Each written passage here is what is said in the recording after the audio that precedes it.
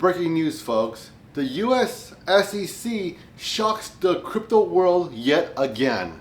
The SEC delays the Bitcoin ETF application decision again. Can you believe it, folks? Can you believe it? Well, I can. And I'm going to explain to you guys what they do not want you to know. So stay tuned and check it all out, folks, because this is going to be a doozy of facts and information. The U.S. Securities and Exchange Commission, the SEC, has postponed decisions on spot Bitcoin exchange traded funds, the ETF applications, until October of 2023. Companies such as BlackRock, Fidelity, and others had applied. As you can see here on a screenshot, a proposed rule change to list and trade shares of the Valkyrie Bitcoin Fund under NASDAQ. Within 45 days of the publication of notice of the filing of a proposal rule change, or within such longer period up to 90 days. The 45th day after publication of the notice for this proposed rule change is September 4th of 2023. The Commission is extending this 45-day time period. Now what this means, folks, is that they are going to just postpone this by 45 days, meaning that October, as I said before, will be the first time they review these applications again for any rule changes. The impact on Bitcoin pricing: when this news was announced, Bitcoin plummeted down to around $25,500, or 5% down roughly. And this pretty much happened almost instantaneously as this news dropped. As you can see here on a screenshot, it went down to around $25,500 and now it's around $25,800. It's the blue circle, folks. And as you can see that the price is recovering. Leave a comment down below if you bought back in on a dip and if you are participating on this next Bitcoin run. Now you may be wondering, what is a Bitcoin ETF, an exchange traded fund? A spot Bitcoin ETF would potentially make it easier for retail investors to invest in Bitcoin without needing to set up a wallet or wallets to buy Bitcoin directly. Now if you're like me, and if you're into DeFi, or if you're a DeFi degen such as myself, then you already have your own wallet and buying it is pretty easy. But this opens up to the folks who have traditional 401ks, IRAs, HSAs, etc. They can buy these spot Bitcoin ETFs without needing to actually buy Bitcoin.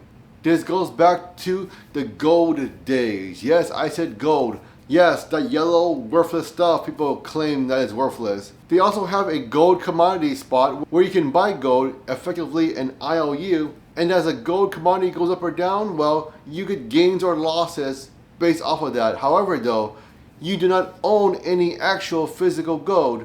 Now what's the point of that, folks? Some folks say, well, I'd rather own a few ounces digitally than a few ounces in person, because in person I can get robbed. While that may be possible with Bitcoin, I would say it's more unlikely, because who in the world knows their 24-word passphrase? I know I don't. So if I had a gun point to my head, I just wouldn't know and I'd probably just get murdered. But on the bright side, my Bitcoin would be safe. The SEC process, it can take up to 240 days to review applications, folks. The key word here and phrase is 240 days before they even review or even look at your application, folks. And most importantly, it's not uncommon for them to use this full period of time. So what this means is that you can wait a very long time and nothing is done before they even review your application.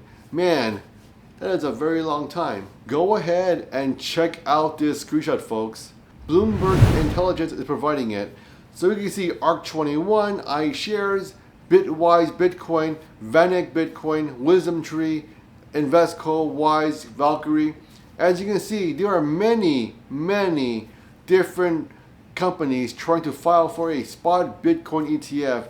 And as you can see on the dates here, some go from 2020 to 2021, and some are even being filed this year on June 15 of 2023, iShares Bitcoin Trust. So as you can see, these applications, it's going to be a long time before anything happens. The DC Circuit Court of Appealing's ruling, the court deemed some of the SEC's reasons for rejecting the Bitcoin ETF application as arbitrary and capricious.